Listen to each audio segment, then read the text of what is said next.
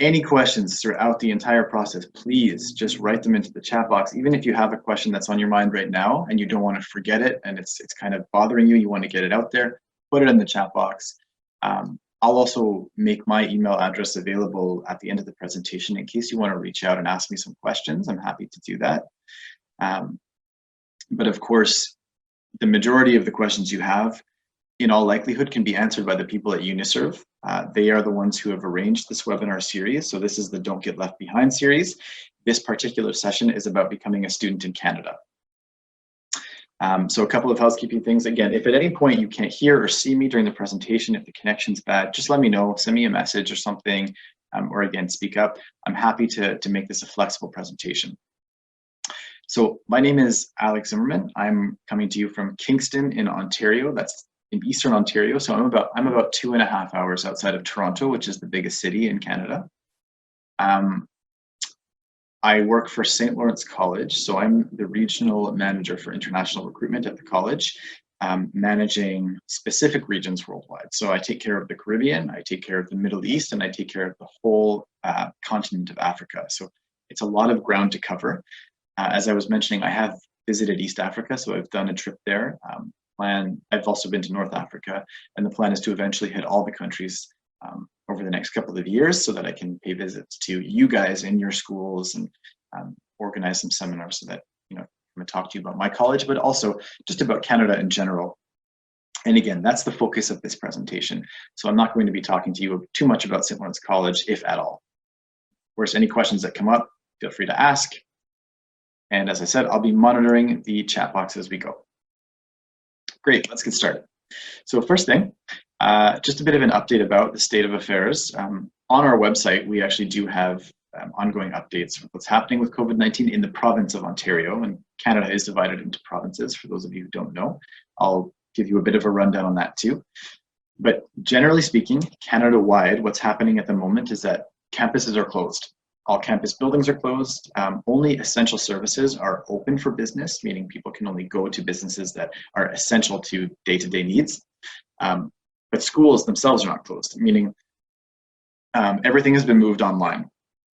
And you may already be familiar with this. This is the case in most countries right now. So all online delivery is happening for programs that have already started. So if you were already a student in Canada, you would now be completing your program online this semester. Everybody's working remotely. So everybody at my college is working remotely. I am working full days every single day, as usual. I'm just not at campus. There are virtual supports that are put in place for pretty much all students across all colleges and universities in Canada. So I think schools have been pretty good in Canada for reaching out to students directly to make sure that they know what's going on, what this plan is. Some schools do have a semester in May. So that was supposed to start actually on Monday, last Monday. All those students have been deferred to the fall because we have essentially been told by the government that we are not going to be running classes in person in May. So this is a point that is important to note, that province to province, public institutions in Canada, public post-secondary institutions, which is the majority of them, they are governed by their local ministry, so by their provincial ministry, which basically dictates if they can and cannot open in this time, and they take their direction from the federal government. So we are at the behest of the Ontario ministry, for example. So we have to do what they say, and right now schools are closed. The IRCC, which is Immigration, Refugees, Citizenship Canada, has announced that those who are currently studying, who are already here physically in person, or who already had a study permit in Canada, that does not affect, the fact that they have to study online now does not affect their chances of getting a postgraduate work permit afterwards, so staying long-term, which is the goal for most people. I'm just going to admit 2 more people to the room. And I can see that one of the people admitted is Alicia. Alicia, welcome.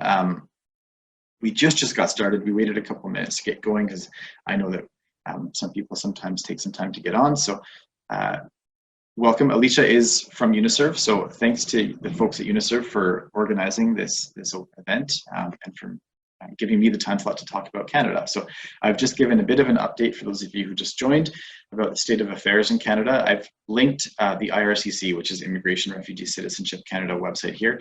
And this presentation will be given to the folks at Uniserv after. So if you'd like a copy of it, reach out to them and they can provide it to you.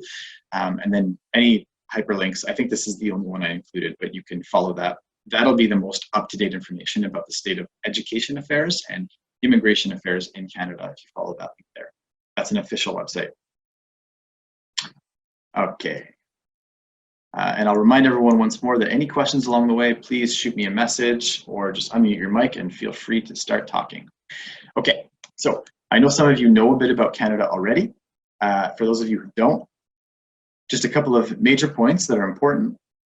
And by the way, if I seem distracted as I'm going along, it's because I'm just admitting people as we go here. So Canada is one of the best countries in which to live and to raise a family. It's a very politically stable country. We are one of the safest countries in the world. Our rate of crime is extremely low considering the population that we have. We are multicultural and welcoming, and this is a particularly important point. Anyone who's been to Canada would probably be able to tell you that straight away you notice that everybody kind of looks like they're from somewhere else, and that's what Canada is about. Although, you know, I might look stereotypically Canadian to some people, when you go a few generations back into my family history, I'm not from Canada. And that's the case with most people here. So 1 in 5 Canadians, in fact, weren't even born in Canada. My director, for example, so the director of international recruitment at my college, he's not Canadian, he's not from here. He's a citizen now, but he immigrated to Canada many years ago. Many people working in the international industry, especially, they are not from Canada. My wife isn't from Canada, for example. So when you come here, it's really interesting. It's an interesting transition. Of course, the way of life is different from what you have back home. There's no question about that. But in many cases, first of all, you can find a community of people from your country or people who share culture similar to yours. Or really, you begin to notice that the fact that you are from somewhere different doesn't make you different here. It makes you kind of fit in even more so. And that's a little bit hard to explain. You kind of have to experience it to understand it. But when I say that Canada is safe and welcoming and friendly and multicultural, it really is. It's really, really interesting. And you don't have to be in a metropolitan city to see it. We invest more in our education than any other of the group of 7 countries, so any of those big countries, the leaders in the economies. And we are a less expensive destination than some of the major competitors like the US, like the UK, like Australia. So the cost of living, cost of studying as an international student, among other things, is typically much cheaper in Canada than it is elsewhere. And I'll explain a bit more about why that's the case in the next couple of slides. Oops. Just want to get that chat box back up here. Okay. So this is a global map on the left-hand side. You can see that Canada is the highlighted in red piece. I'm sure many of you know where we are geographically located. A lot of you so far, it seems, are coming to us from East Africa right now. So thanks for joining. I know that it's a little bit late in the afternoon. For me, it's early morning. As I mentioned, I've actually been to East Africa for a visit. Loved it. The reason I'm showing you this, so I want to give you a bit of a picture about the size of Canada, first of all. So we are a massive country. We're the 2nd largest country in the world, the 1st largest being Russia, which a lot of which is not even habitable. So most of that is so cold and so barren that you can't even live there. Canada does have that too, but we are the 2nd largest country in the world. You can see on the right-hand side that we're divided by province. So we have 10 provinces and 3 territories. Some of the provinces are very small. If you look even further on the right-hand side, you can see that PE, which is Prince Edward Island, it's a tiny little island. It's almost nothing. And then Ontario is where I'm located, which is the most densely populated province in Canada. And then you can see that the rest of the provinces that run all the way over to British Columbia on the left-hand side, and then you have the territories in the north. We have just over 35 million people living in this country. Now, as the 2nd largest country in the world with over 35 million people, I know the number 35 million sounds like a lot, but if you look at, for example, and I've just compared Kenya to Canada here, Kenya has about 52 million people. versus 35 million in Canada, okay? As the second largest country in Canada, we have over 10 million square kilometers of space. Kenya has 580,000 approximately square kilometers. So what does that tell you? Well, if we are such a large country and we have such a smaller population than a place like Kenya, which in its own right is a big country, there's no question about it, but the amount of people living in Kenya versus the amount of people living in Canada versus the size that you have, there's a big discrepancy there. And this is part of why the state of education in Canada is such that we are inviting immigrants all the time. We're trying to make the process as easy as possible. The government desperately needs immigrants coming to Canada, not just to study, but to stay and work. And so they have developed an incentive plan for that. And I'll talk about that toward the end. We have a booming economy. So our GDP, we have $1.73 trillion in gross domestic product, which is huge. So we're typically ranked around the 10th most productive economy in the world. Kenya's looking at about 87.9 billion. So again, very impressive economies. But once more, when you take all this into consideration, the size and the amount of people in Canada and the success of the economy, you wonder how that's even possible. What it says is that, you know, people usually refer to the USA as the land of opportunity. Well, in reality, Canada is the land of opportunity. We've just been kind of living in the US's shadow for a long time. That's starting to change now. Certain things have been in place that have helped to change that in Canada's favor. But we are a booming economy. We have the space for you. We need you. And so this is why Canada is becoming a very serious destination for a lot of international students from all over the world. I'll talk now a little bit about the education system in Canada. And again, many of you may be familiar with it, but here's a rundown of what it looks like. So across the majority of the country, the education system is going to be pretty much the same.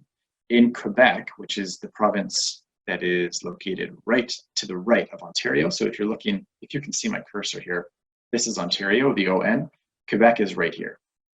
Quebec is actually primarily a French-speaking province in Canada. And I should mention that Canada is a bilingual country, although you'll typically find that English is more widely used than French, although everybody growing up does study in French in elementary and high school. You have to learn some French. In Quebec, you'd be learning equally in French as you would in English. So the system in Quebec is slightly different, whereby you have fewer years of high school, and then you go into what's called cégep, which is basically like a pre-post education system, meaning you would do that before you go into college or university in Canada or wherever you go. The rest of Canada, it's pretty much going to follow that you have 12 years of high school or secondary school. And then following that, you would take one of two paths, or you could take both paths, but typically you go to university, which is always going to be a degree-based system, as you'll know that already. Or there's the college system. And the college system that's what I work for.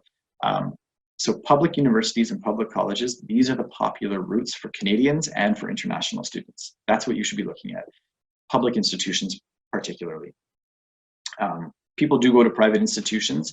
The reason I don't really advertise doing that, it does depend on what your objective is long-term. If you're hoping to stay in Canada long-term, you'll be better off studying at a public institution. And again, I'll explain about that a little bit later.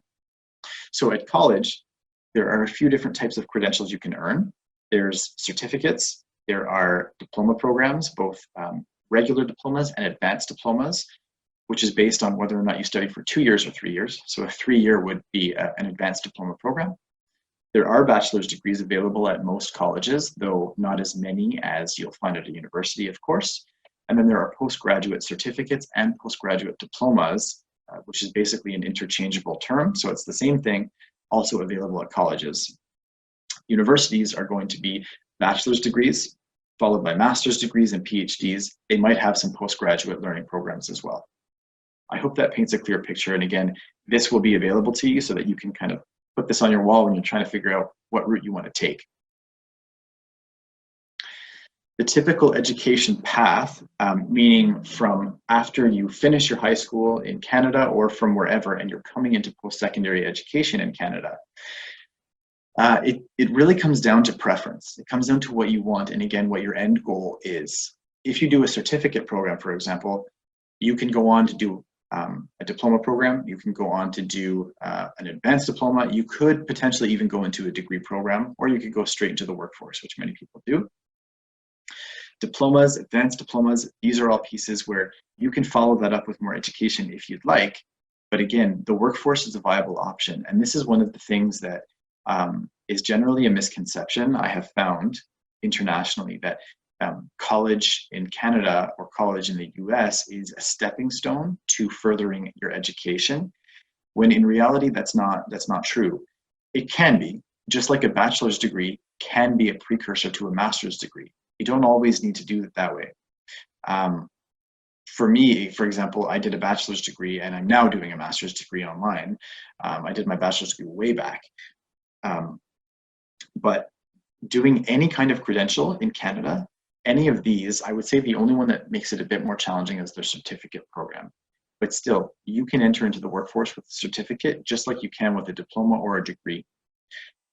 It really comes down to how you want to structure your life and what you're planning to do, what your education goals are, what your career goals are. So that brings me into this section to clarify a bit more about what the differences are between college and university in Canada, because again, it does differ in Canada than it does from what you'll find, for example, in a different country. I know in some countries that even the term college means something different than it does here. Sorry, I'm just gonna check the chat box here. For those of you who joined not too long ago, if you have any questions, please just send a chat or unmute your microphone and interrupt me, stop me in my tracks, it's fine. So universities are largely theory-based, meaning you're sitting in a classroom, there will be a professor, you're going to be lectured at, you'll be doing a lot of research on your projects and your work. Some of the programs will have a practical element to them depending on what you're studying. If it's something like a commerce program or an engineering program, probably it will be more real world based, whereas college is almost 50-50. So if you come into a college program, you're going to be doing about 40% practical learning versus 60% or so theory in the classroom. That will fluctuate based on the program that you enter into. University programs typically are aligned so that you continue your education afterwards, so that you can get that master's degree or that PhD. And in Canada right now, the trend is such that doing a bachelor's degree is good and you can find work after, especially if you do a specialized degree. But most employers these days, they want experience. And so they'll often look for students to have a master's degree on top of a bachelor's degree, depending on the type of job you're going into and the type of industry. In some cases, it's good to do a bachelor's degree, go into the workforce and get some low-level experience and go back and do a master's degree. College programs are aligned to the job market, so this practical element of the college program is what enables you to go straight into the workforce, because you come out with the skill set that employers are looking for specific to that industry. So what you'll find is that the names of college programs are very specific, typically, to specific industries. At university, you do study for a longer amount of time, as many of you probably already know. A bachelor's degree, for example, will take 4 years, typically. Sometimes you can complete it in 3, but normally it's 4 years. A master's degree is anywhere from 1 to 4 years, depending on what it is, and a PhD as well can be quite long. Whereas college, as I showed you in a previous slide, it can be a 1-year certificate, for example. It can be a 2-year diploma program. It can be more than that. It depends on what you want to accomplish. The class sizes will vary. I have here that there are larger class sizes at universities versus smaller at colleges. That's not entirely accurate because it does depend on the school itself. If you go to a large university, and universities tend to be larger, then you could be in a classroom with about 500 people. If you go to a small university, you could be in a classroom with 40 people. It really just depends. Colleges will vary as well, but you're looking at overall a lower amount of people in the classroom versus more in university. So you have to consider if you like being in that big environment with lots of people. These do play into your decisions. You do want to make a decision that's going to set you up for success. And if you like to be the person who is able to really engage in the classroom, maybe a smaller college is a good option for you, or a smaller university. Okay? Moving on. So this leads me into the next point, which is more of like a subjective slide, I suppose, but it is so important, and I cannot stress it enough, that you choose the program that's right for you. We see it so many times, and I used to work for a university. I work for a college now, as I mentioned. The amount of times I would see students come into certain programs because they thought that they should be taking that program, because somebody told them that they should, or because their friend was doing it, or because their parents were pressuring them to do it. I'm not telling you not to listen to your parents. In fact, for most of you, your parents will probably be helping with your tuition. So you kind of have to do what they say to a point. But you need to make sure that you're setting yourself up for success. And again, I can't stress that enough. Choose the right program. Choose one that's going to make you happy. You can make it, a change after you get to Canada and you enroll in a program. If you find that it's not working for you, that can happen too. And most schools will help you with that process. But really, you want to try to get the right one from the start. And that's something that the people at Uniserv, for example, they can help facilitate that, because they have a direct line to so many schools worldwide, including in Canada, like myself, where they can put you in contact with me, and they can be the ones facilitating that conversation to find out this is this student's background, this is where they want to go with it, what program is going to be a good fit for them. All right, so really don't underestimate the importance of doing your research on the right program. The right school too, I mentioned, school size, classroom size, these things are important to take into account. If you have only ever lived in a giant city and you love always being on the go, you love busyness, you love being surrounded by people, you probably want to choose a school that's a bigger school in a bigger location. Again, I'm not telling you that it's a bad thing to try new things, but this is a big investment. And in Canada, there can be a big difference between a big city like Toronto versus a small city. So you need to do your research. Again, I can't stress that enough. I'll say it over and over again throughout the presentation. Do your research. So many times we've had students show up on campus, whether it's to us or they've gone to a different school and transferred to us, who didn't understand what they were getting into in terms of location, the type of programs, the type of school itself. And then finally, have realistic expectations. If you have historically struggled academically and you just barely graduate from high school, you need to make sure that you're applying to a school that is going to be able to help you through that process. Do they have the right resources for you? And I won't get too much into that now, because I do have more to talk about that later. I hope that's clear so far. Okay, so academic success in Canada. I don't think it varies too much between country to country here, but sometimes we do see that there is a gap between what students have learned for how to study in their home country versus how you study in Canada, and sometimes there is a difference. You need to develop a study plan. You need to understand how much time you need to be allocating to your studies versus other things. Develop effective learning habits, meaning, if you are going to be somebody who is constantly on social media or something on your phone in class, don't bring your phone to class. Time management, this is a big one. I often joke, so when we did our visit to East Africa, we had a bunch of meetings set up, and almost every time the meetings wouldn't start until maybe half an hour after the intended time. Some cases 1 hour, some cases 2 hours past when they were supposed to start. In Canada, when a professor tells you that class starts at 9 o'clock in the morning, you better be there at 8:50 in the morning. You show up early in Canada. You don't have to show up an hour early, but you show up beforehand. It's a sign of respect here. And sometimes professors will lock you out of the room. If you show up late, they don't want you interrupting. You can come in at the first break in the class, for example. So you'll have to practice your time management skills if that's a difficulty for you. Attend all your classes. Network in the class. So network with your peers, with your fellow students. This is common. Get to know everybody in the class. Talk to your professors one-on-one. Especially at the smaller schools. At big schools, it's difficult to do that. There's no question.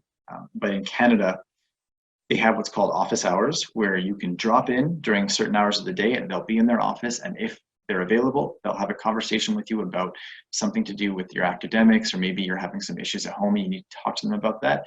That's totally fine. It's a much more personable experience. You're expected to participate in the classroom. And the networking aspect really does come into play for those of you wishing to stay in Canada long term. Professors are closely linked with the industries that they're teaching on, especially at college, because it's a very practical focused type program. They are going to think about students who were active in the classroom, who were engaged. It doesn't even matter if you were the smartest student or not. They will recommend students who they remember, who have left an impression. So definitely get involved, become talkative, get to know not only your peers, not only your professors, but other people in the college, other faculty, other administrative staff. It really does benefit you in the long run. Utilize the services in the college or the university. All schools will have some form of student services that they offer. And I'll talk a little bit about the questions you should be asking to your institutions before signing up with them to make sure that they have the supports in place to help you. And then finally, and probably most importantly, ask for help. The worst thing you can do when you're struggling academically is to pretend like everything's okay and not tell anybody. Schools want you to be successful. They don't want you to fail. They are not there to make things hard on you. They are there to make you succeed. That is the goal of every single institution in Canada, whether private, public, whether college, university.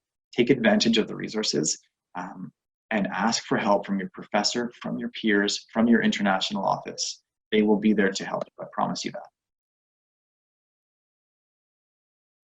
Social success. Many of you are young adults looking to come to Canada, so this is an important part too, because for some of you, it will be your first time living abroad. Some of you have never been to Canada before. Some of you have never seen snow before, which can be quite a shock. But get yourself involved socially, right? You immerse yourself in the Canadian culture, and this applies no matter where you go. Immerse yourself in the local culture, but definitely when you come to Canada, try to fit in. Because fitting in Canada means bringing your own uniqueness, your own culture, as I mentioned, and applying that to the environment that you're in. That's what people want from you. They're going to be interested to get to know you if you're coming from somewhere different. Participate in everything you can. Get involved on campus, whether it's sporting events, whether it's volunteer work, it doesn't matter. Help out where you can. Volunteer your services. Get to know people. Get involved in the community. Build a good reputation. This is a major piece here. Something we often talk about is the golden rule, which some of you may be familiar with, but basically it's treat other people the way that you would want to be treated. That's what builds a good reputation. And what we know is, you know, with social media being so present these days in everybody's lives, sometimes we've seen it where people have posted things on Facebook or on Instagram that probably they shouldn't have. Maybe it's a comment, maybe it's a photo, maybe it's something like a video of somebody else, who knows. But you need to be aware that social media is publicly accessible. And many institutions these days, I'm not trying to scare you, but it is a fact that many institutions these days, when they are looking through their list of prospective students, people who are applying to come in, the competition is high. And they might be checking your social media. The same with employers in Canada. They can do that. They can go into your social media accounts and look to see what you've posted. People have been fired for posting things. It's happened at very high levels in government. It's happened at low levels in jobs. Just be aware of that. From this point going forward, just be more conscious if you haven't already been. And be balanced. Yeah, the goal is to come here and to study. You're looking to get a credential, whether it's a diploma, a degree, what have you. But you also need to experience the life here. Part of coming to study internationally is to become a more developed person overall. And that means not just focusing on studies, but also focusing on your social life. You have to really get engaged in multiple ways if you can. Don't stress yourselves out. Don't overdo it. Don't overwork yourselves. We always say, like, you know, work hard and play hard. So admissions processes. Now I can't really get too specific because I'm talking about Canada in general. So it does change not only from school to school, but from province to province. The best thing I can say to do is to prepare.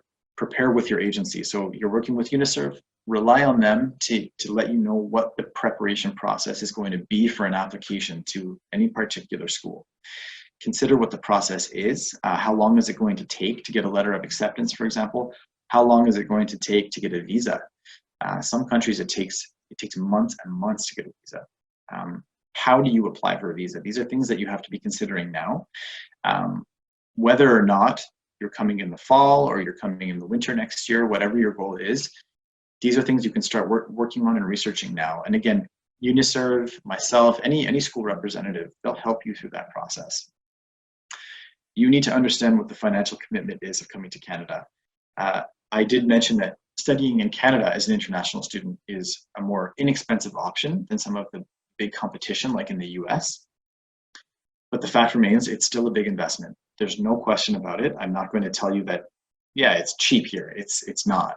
The cost of tuition is high for international students. You need to know that not only do you have to set aside the proper funds for your tuition, you have to have the money for rent every month. You have to have the money for food every month. I mean, every day, really.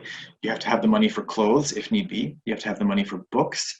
You have to have spending money as well for your own things if you want to take part in social activities. So it's a big investment. The idea is that the return on your investment is going to be far greater than what it costs to actually come and study in Canada. But you need to start preparing for that now. If you're getting financial assistance from somebody in your home country, you need to make sure that they understand what the commitment is too. It doesn't benefit anybody to pretend like the financial commitment isn't as big as it actually is. And again, I'm not trying to scare you away from studying in Canada. The benefits will outweigh the cost, but you need to know this in advance. We have seen it where students come to Canada thinking that they can get by with the bare minimum, just enough to pay for tuition and food, and they're sleeping on a friend's couch for the entire semester. It's not a good situation to be. Definitely, you want to be comfortable while you're studying here. Once again, you want to set yourself up for success. And understand the academic commitments. Again, I talked about some of the differences between what you can expect academically between Canada and some other countries. You need to know what your academic policy is at your institution. They'll provide that information to you, but you need to know what their policies are on plagiarism, on other things like that, and just be conscious of it. These are some key questions that you need to be asking the institutions you're applying to. Do they have student support first and foremost? Because you'll probably need it at some stage. Do you need assistance finding accommodations before you arrive? Probably. Do they have the ability to facilitate that? Do they have international student advisors, people who are certified to be able to advise on visa-related matters, amongst other things? Can they respond to you quickly in terms of your questions? You know, when you send an email, if you give them a call, are they answering your questions? Do they have sports, if that's of interest to you? Do they have health services and counseling services? So mental health and mental well-being is a big thing in Canada. It's not a taboo subject here where it is in many other countries. If you're experiencing things like depression or anxiety or mental health issues, this is something that most schools should be offering help with. Same with physical well-being, okay? And as an international student, part of the ancillary fees you will necessarily be paying as part of your total fees, those will include health insurance. So health insurance in Canada, that means that, you know, if you're a full-time student here, you have access to doctors whenever you need them. You are as entitled to get your health checked on as a Canadian citizen. There's no difference there. Medicines and things like that, you may have to pay up front for some of those things at a pharmacy, but in most cases, you will be fully reimbursed when you submit a tax return, which you will also have to do as a student in Canada. And again, most schools will offer workshops for doing a tax return, for example. So again, look at that student support, ask the question to the school, what can you offer me in terms of student services? You know, I don't want to be going to a school where I'm not confident I'm going to be able to get questions answered when I have an emergency. Most schools will have a career services or an employment services center too, and that's important, not only for after you graduate, but also while you study, because you can work in Canada while you study, and I'll talk about that in a moment. The academic supports, do you have academic supports for your individual programs? So many schools do have what are called student success facilitators or something like that, where basically they monitor your progress, whether or not you know it. They're looking at your grades, they're looking at how you're doing in the classroom based on feedback from professors and based on what the grades are that are submitted at the end of terms. They'll reach out to you in most cases if you're struggling and they notice that. But again, you need to be the one asking for help first. Rather than wait for somebody to reach out to you, it's always advisable that you come to somebody to ask. And the people who are in these jobs, so people who are the international student advisors, people like myself who are in the recruitment side of things, the people who are the student success facilitators, they are in those jobs because they truly are passionate about what they do and they care about the success of the student. Speaking from personal experience, 100%, if a student comes to me with a question or a concern of any kind, no matter how big or small, no matter what I'm doing at that point in time, that takes a backseat to what the student needs. Because the students are, you guys are, who hold the power in this process. Without the students, there is no college, there is no university. Don't forget that. You have a lot of power, okay? And it really is important that you take advantage of the services. This is the system that Canada is built on. We are not comfortable with having students who are not being successful, students who are being miserable at the schools. That's not the way that it works here. Everybody has an equal opportunity to be successful. And we will give you every single support to be successful. Make sure that those supports are there at the schools you're looking at. And then finally, the perks, so scholarships. I know a lot of you probably will have questions about that. The harsh reality in Canada is that scholarships are much more difficult to come by than in some other locations, some other countries. They are probably more available at universities than they are at colleges, I would say, generally speaking. At least the amount of money you can get at a university would be more than at a college. If a scholarship is going to be, I guess I'll rephrase that. A scholarship probably shouldn't be the only reason you are able to come to Canada. You shouldn't be relying entirely on a scholarship for your first year at least. You should be able to support yourself financially for that first year 100% without the use of scholarships. And if you happen to qualify for a scholarship or a bursary of some kind, that's fantastic, and it will reduce the amount you have to pay, of course. But you shouldn't be expecting to receive a full ride to a school in Canada. It's very rare. Schools will look at things like your academic history if you are applying for scholarships. They'll look at your academic merits. They'll look at your volunteer work, because volunteer work is very highly regarded in Canada. It really sets people apart here. If you've had employment history, they might look at that too. And then, of course, financial need. If you can demonstrate financial need, then that does put you in the running for scholarships too. Every school will have a different process for applying for scholarships. Some of them you can apply beforehand. Most of them you can apply for scholarships after you've been accepted into a program. And then the information is always accessible online, so through their website somewhere, or you can, of course, again, ask somebody at the school that information. Okay. Again, this one will vary. Admission requirements. It does depend on the institution. It depends on the program, depends on the type of institution itself. Some of them are more prestigious and will expect more from students, whereas some of them are a little bit more lenient. The typical college requirements are first and foremost that you have graduated from high school or secondary school. You need to complete any examinations that are maybe national exams or divisional exams, regional exams, things like that, that are required in order for you to officially graduate from your high school. So not only will you need like proof of diploma that you have graduated, but you'll also need to show your transcripts. Of course, you'll need a passport if you don't already have that. That will apply whether you're going to college or university. If you're going into a postgraduate program, you need to demonstrate that you have the credentials to do that. So you have to show that you have already completed a university degree, for example. In terms of the general admissions funds for tuition, so in Canadian dollars, colleges typically per year will range from $15,000 to $25,000 per year, okay? So the majority of college programs I mentioned are about 2 years long. So you're looking at a minimum of $30,000 for tuition fees for 2 years. University can really, really vary. It depends on the program and the school. I would say the cheapest you'll find is usually going to be around $20,000 per year Canadian, but they go all the way up to $50,000, and in some cases even more. I've seen programs that cost about $80,000 per year, and you're looking at 4 years of study. So keep that in mind, okay? So college, typically a minimum of about $30,000 over 2 years. It can be less. University, you're looking at a minimum of $40,000 over $80,000 over 4 years. So it's a big difference. Again, Consider the financial expectations and requirements of the institution you're applying to. Is it financially viable for you? Is college perhaps a better option in the interim? Is it perhaps the only option? You need to take that into consideration. Okay, working while studying. I know that a lot of you will probably be interested in this. Most international students are, because you need to supplement your income somehow.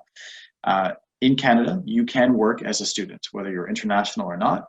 If you were studying in a full-time program, which international students almost always are, you can work part-time hours. So per week, it's about 20 hours per week, it's part-time hours. If you are during a scheduled break of your school, whether it's the summer break or the winter break, you can work full-time hours, which is about 40 hours per week. Regardless, you need to prioritize. You are coming to Canada primarily to study. So the academic piece is still going to be the focus. Work is the background piece. Okay? It's going to help pay for your rent, maybe for some food, depending on how much you're working. But please don't come to Canada thinking that you're going to A, find a job the first day you arrive, and B, that your job is going to cover the cost of your tuition, because it won't. That's just a fact. Even if you're taking the most inexpensive program there is, it's not going to be enough. So this is a means to supplement what you already have to pay. Life after graduation. This is, I've mentioned a couple of times that I'll refer to some things later on. This is kind of the biggest piece for a lot of you. Those of you who are looking to immigrate to Canada, this is the main point that you need to take away from this presentation. So I mentioned at the start of the presentation, the size of Canada, the amount of people we have, and what that means in terms of the space of the country and the opportunities, and why the government has made it so that studying in Canada as an international student is quite easy to do. This is because we need immigrants, we need workers in Canada, we need skilled workers. So here's the way that it works. If you come into a public institution, public post-secondary institution in Canada, and you study for less than 2 years, for example, a 1-year certificate program, you can then apply for a 1-year postgraduate work permit. So less than 2 years, it's actually between 8 months and 1 year exactly. If you study for that amount of time, you can apply for a postgraduate work permit. It's called a PGWP, postgraduate work permit, that lasts the same duration as the program you studied. I'll just let that sink in for 1 second. If you study in a program lasting a minimum of 2 years, so let's say a 2-year diploma program, you can then qualify for a 3-year work permit, a 3-year postgraduate work permit. Whether you do a 2-year diploma, a 3-year advanced diploma, 4-year bachelor's degree, or whatever, as long as the academic time you have studied is minimum 2 years, you then qualify to apply for a postgraduate work permit lasting 3 years. The reason that's important is because if you want to stay in Canada, you have to become a permanent resident. Now, as a student, this is the path that you need to take. You need to consider studying for at least 2 years. I can't stress that enough. A 2-year program minimum, okay? Get your 3-year postgraduate work permit, because if you only get a work permit for 1 year, you have to work 1,560 hours in order to qualify for permanent residency afterward. And it is difficult to do that. I say it's difficult because sometimes you don't find a job straight away, or sometimes the job is only part-time. 1,560 hours is going to require full-time work for at least 1 year. So getting the 3-year postgraduate work permit really relieves stress from you if you are seeking permanent residency in Canada. So I'll say it one more time, minimum of the 2-year program in Canada at a public institution can earn you a 3-year postgraduate work permit. Now, when I was talking about resources available at your schools and the student supports, this is something that an international student advisor can help you with. They can help you understand the process. They'll do workshops probably throughout the year, explaining what you need to be doing now while you're a student, or even beforehand, in order to prepare for this application for a postgraduate work permit. It's actually very straightforward. But of course, it's good to be as informed as possible. And I mentioned previously the difference between public and private institutions in Canada. Again, I'm not going to tell you that private is worse or better than public. But in order to qualify for the postgraduate work permit in Canada, you have to have studied at a public institution. Make sure you're checking with whether it's Uniserv or with your institution you're applying to, if they are public or private, if you don't already know, but you should certainly be finding that out before you even apply. Those who obtain permanent residency can eventually qualify for Canadian citizenship. Okay, and I know that for a lot of you, that's the goal. At the very start of the presentation, I did link to the Immigration, Refugee, Citizenship Canada website. They have information on that site about this whole process. So about the postgraduate work permit, about coming into, how long you have to study in order to qualify for it, about applying for a study permit as well. Okay, so we're coming to the end here. Just a few parting thoughts about what Canada really bases its values on in terms of when you're looking for a career in Canada, because this does also apply to you coming into Canada as a student. These are the top 5 skills in demand. These are soft skills, they're called. These are the main things that Canadian employers and Canadian schools are looking for in candidates. You need to have good communication skills. You need to be able to work in a team. That is something you're going to experience in the Canadian classroom. I can tell you that right now. You will be working in teams with a lot of what you do. So a lot of group projects. Some of you may never have done that before. So you have to do your research beforehand, but of course, there will be introductions to those types of things in the classroom. It'll be a slow ease into it. You should have good problem-solving skills. Becoming an international student is going to make you the best problem solver that you could ever imagine, by the way. You should look at becoming a good leader. Again, that golden rule, how do I want to be treated? And treat other people in that same way. That's kind of the foundation for being a good leader. You want to be helpful to other people. You want to be kind to other people. And then having a strong work ethic. Again, the amount of teamwork that you're going to have to do, you're not only going to be responsible for your own work, but you're going to be responsible for the output that other people do as well, and the grades that come back in return for that. So these are kind of the top 5 rundown. Now, that takes me to the end of the presentation. There are a few minutes left, not much. In case you did have questions, I wanted to leave that there. So my email address is there, but I would say again that Uniserv, thank you for putting this together. They've been instrumental in this. They've organized this webinar series, so you should probably attend as many of them as you can.